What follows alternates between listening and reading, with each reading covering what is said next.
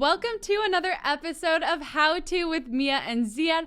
This week, we are going to be talking about ratios and numbers that we look at when we're looking into a company. For exemplary purposes, we are going to be picking on Apple. If you aren't already, go ahead, subscribe to us on YouTube, and follow us on our other social media accounts. They're all under the handle Gerber Kawasaki. And of course, please remember that none of this should be taken as personal investment advice. Everyone's situation is different. So for questions about your situation, please go and reach out to your financial advisor. And let's get going. One of the biggest questions I get from clients is what goes into your thought process on choosing a good investment. It's about time that we share some of those details with you all as well. Especially as you enter the investment world, it's really important to understand what you need to look into when researching a company and deciding whether to buy it, hold it, or sell it. So we're going to dive into the details of what that takes. Let's get into it. Before you dive into the numbers, you want to take a step back and look at the big picture. Ask yourself the qualitative questions first. Ask yourself questions like, what products and services are essential to our society? Where is our society heading, and what industries stand to benefit from it? These kind of questions are going to allow you to pinpoint themes and sectors and industries that have a lot of potential for growth, which then you can look into and do that research into the quantitative aspect of things, or the numbers. So what is earnings per share? Earnings per share can tell you how much the company earned per share of stock.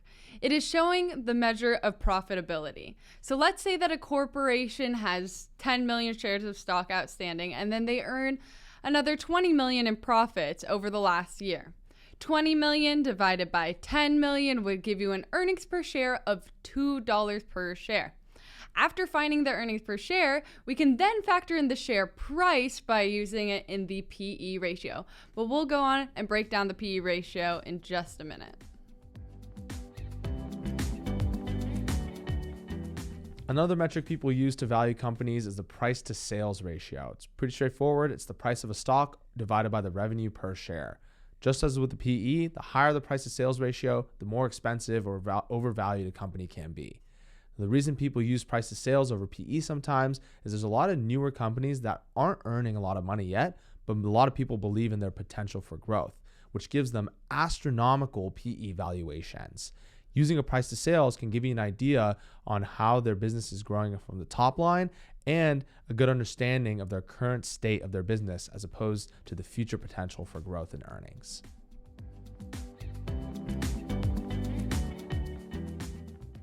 So what is a price to earnings ratio? It's exactly what it sounds like. It divides a company's share price by its annual earnings per share. It helps investors evaluate what they may be willing to pay today for a stock based off of its past and future earnings. Having a high PE ratio can indicate that a company's future earnings are expected to grow. The companies may appear to be overvalued, or they may actually be overvalued when compared to companies with a lower PE ratio. A higher PE ratio is saying that you are willing to pay a higher price for the stock when compared to its earnings. Price to earnings ratios are going to vary across different industries, like utility companies, for example. Their price to earnings ratios on average are going to be lower than tech companies.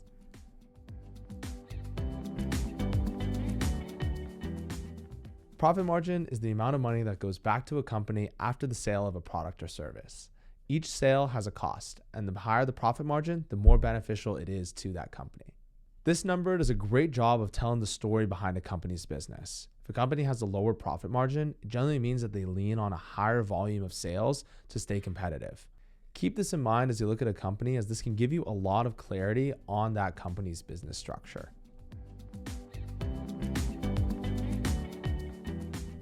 What is the debt to equity ratio? The debt to equity ratio shows us the amount of financial leverage that a company has. To calculate the debt to equity ratio, you divide the given company's total liabilities by shareholder equity. If a company has a high debt to equity ratio, this can show that it presents a higher risk to its shareholders. In the event of a business downturn, is the shareholders' equity going to be able to cover the outstanding debts of the company? That's a question that we typically like to ask when analyzing the debt to equity ratio. Let's take all the concepts we talked about and apply it to an example. We're going to take a look at Apple stock. Now, this isn't a recommendation. This is just simply an objective observation of this stock. But when you think about Apple from a big picture standpoint, most people own iPhones, AirPods, MacBooks, Apple TVs, and are probably subscribed to some kind of service from them as well, whether it be Apple Care, Apple TV, Apple Music. So they have a lot of reach in a lot of different places. As of last quarter's earnings, Apple's earnings per share is $4.46. If you take that number and apply it to Apple's price as of market close, May 18th, that means their price to earnings ratio is a little over 28, and their price to sales ratio is over 6. Now, the tech industry average price to earnings is closer to 20 to 21, while the price to sales tech industry average is around 2 to 3. Apple's profit margin is 23.5%, which means that Apple brings home a quarter of what they make in sales, and their debt to equity ratio is about 1.76, meaning that Apple has almost twice the amount of debt as they do equity. Take these numbers as you wish, apply your own opinion to it. Do you think Apple's a buy, a hold, or a sell? Leave your comments below and we'll take a look and see what you guys think.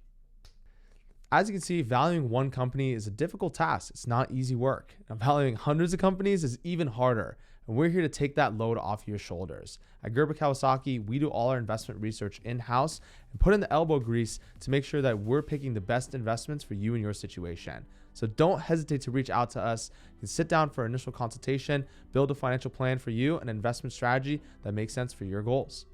Thanks for joining us on another wonderful episode of How To with Mia and Ziad. I hope that this helped you to further evaluate companies that you're thinking about investing in. Of course, if you have any questions about how to get started investing or you're interested in getting a financial professional, reach out to us. You can call us at 310-441-9393. And if you have any ideas for upcoming episodes or you have questions about this specific episode, please go ahead and put them in the comment section, give us a call, or just DM us on one of our social media channels. We are here for you. And with that, we will see you next week. See y'all next week.